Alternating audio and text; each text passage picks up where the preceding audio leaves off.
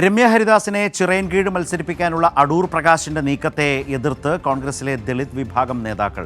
Ramya ഹരിദാസിനെ KPCC ഓഫീസിൽ വളഞ്ഞുവെച്ച് നേതാക്കൾ പ്രതിഷേധം അറിയിച്ചു.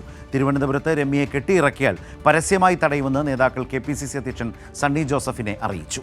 ആലത്തൂരും ചേലക്കരയിലും തുടർച്ചയായി തോറ്റ രമ്യ ഹരിദാസിനെ ചിറയൻകീഴ് നിയമസഭാ സീറ്റിൽ മത്സരിപ്പിക്കാനാണ് UDF കൺവീനർ അടൂർ പ്രകാശിന്റെ നീക്കം. ഇതിനായുള്ള ശ്രമങ്ങൾ DCCയും KPCCയും അറിയാതെ അടൂർ പ്രകാശ് ആരംഭിച്ചു. ഇതോടെ കോൺഗ്രസിലെ ദളിത് വിഭാഗം നേതാക്കൾ രംഗത്തെത്തി. സംവരണ സീറ്റിൽ മത്സരിക്കാൻ രമ്യ ഹരിദാസിനെ തിരുവനന്തപുരത്ത് കെട്ടിയിറക്കരുതെന്നാണ് നേതാക്കളുടെ ആവശ്യം. മത്സരമോഹവുമായി മുന്നോട്ടു പോകുന്ന രമ്യ ഹരിദാസിനെ കഴിഞ്ഞ ദിവസം മുൻ KPCC വൈസ് പ്രസിഡന്റ് മൺവിള രാധാകൃഷ്ണന്റെ നേതൃത്വത്തിലുള്ള ദളിത് വിഭാഗം നേതാക്കൾ വളഞ്ഞുവച്ചു.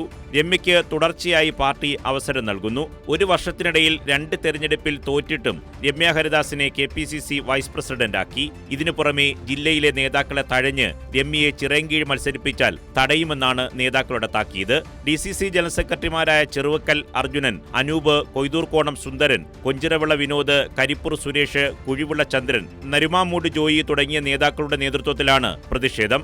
KPCC അധ്യക്ഷൻ സണ്ണി ജോസഫിനെയും നേതാക്കൾ നേരിൽ കണ്ട് അതൃപ്തി അറിയിച്ചു. മാത്രമല്ല, പാർട്ടി ജില്ലാ നേതൃത്വം പോലും അറിയാതെ അടൂർ പ്രകാശ് നടത്തുന്ന നീക്കങ്ങളിൽ DCCക്കും കടുത്ത അതൃപ്തിയുണ്ട്. നിർഭൻ ചക്രവർത്തി, കൈരളി ന്യൂസ്, തിരുവനന്തപുരം.